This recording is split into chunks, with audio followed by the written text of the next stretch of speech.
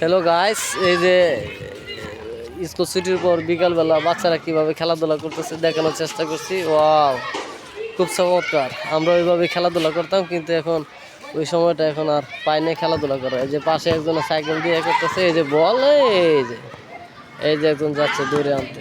Wow, দেখার মতো এই যে খেলাধুলা। ওই যে আরেকটা পাশে বিমান যাইতেছে, বিমানটা দেখানোর চেষ্টা করছি আমি।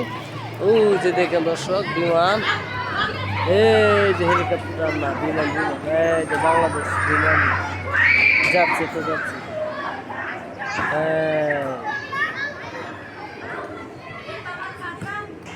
কত দূর যাচ্ছে বিমান। আচ্ছা ঠিক আছে, এটা একটা ভিডিও করে দাও।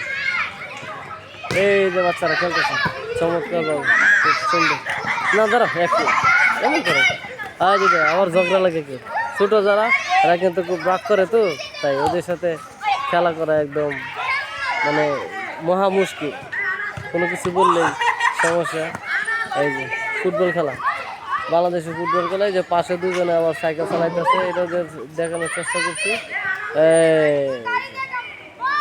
স্কুল ড্রেস, এই স্কুলে খেলাধুলা করা আমরা ছোটোবেলা করছিলাম, কিন্তু এখন বড় হয়ে গেছি, তো তাই এখন আর এরকমভাবে খেলাধুলা করি না। ভিডিওটা আমার কেমন লেগেছে অবশ্যই কমেন্টে জানাবেন। এই যে খেলাধুলা করতেছে, এখান থেকে কেউ হবে নেইমার, কেউ হবে মেসি, কেউ হবে রোনাল্ডোর মতো প্লেয়ার। এই যে দেন আরেকজন সাইকেল চালাইতেছে। চমৎকার। এইরকম দৃশ্যটা, এরকম শৈশব কিন্তু সবার জীবনে আসে।